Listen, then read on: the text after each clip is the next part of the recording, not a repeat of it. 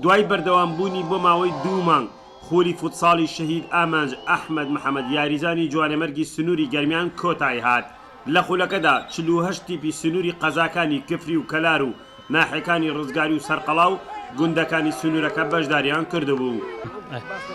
ئەم خولە لە 48 بەشداری تێدا کردووە لەم 48 بە 22 تیپی داخلی سەرقەڵا بووە واتە داخلی شارەکە بووە و 26 تیپیشی لە دەرەوەی شارەکەهاتون واتە لە کفریوە لە کەلارەوە لە سمودەوە بەشداری خولەکان کردەوە. ئەم خولە دیارە بە ناوی کاکامانجە کراتەوە کاکامانجی جوانەمەرگ.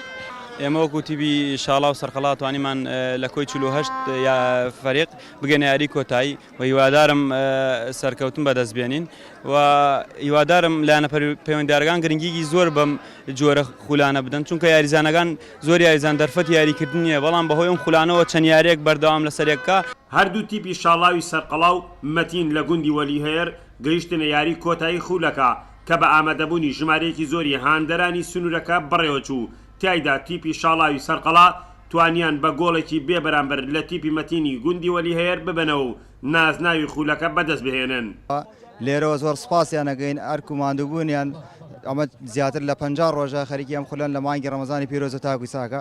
ئەم جۆرە خولانە دیارە بۆ هەموو چین و توێژەکان دەکرێتەوە بە تایبەتی بۆ ئەوانەی کە شەهیدن بۆ ئەوانەی کە ونە بن لە پێشاو ئەمە باشترین شتە بۆی ونیان نەکەین. ئێمە وەکو تیبی وەلێر توانمان بگەنە قۆناغی فیناڵ بڵێن لەخوا بەجابێکی خولێکی سەرکەوتووە بۆ خوا لە خۆشببوو کاگامانج کراوەتەوە. ئێمەش بۆەوەی ئەوە توانین یارێکی خۆش و شەڵا پرچێش بکەینەوە بۆ نێوە موهاندەرەوە و هەروەها ئەم خولانە وای کردووە ئێمە زیاتر چێش زیاتر بەخشین و هەروەها سوودێکی زۆری بۆ ئێمەی گەنجان. شەهید ئامانج ئەحمەد محەممەد یاریزانێکی تیپی شاڵاوی کفری بووە بە ڕووداوێکی هاتوچۆ ماوەیەک لەمەوەبەر لە سنووری گەرمیان ماڵ ئاوای لە یاریزان و وەرزشکارانی سنوورەکە کرد لە بەرامبەریدا وەرزشکاران وەک وەفایەک بۆ ئەو یاریزانە ئەم خولایان کردەوە. حەیدەر ئەحمەد کەناڵی گەلی کوردستان ناحیەی سەرقەڵا لە سنووری گەرمیان.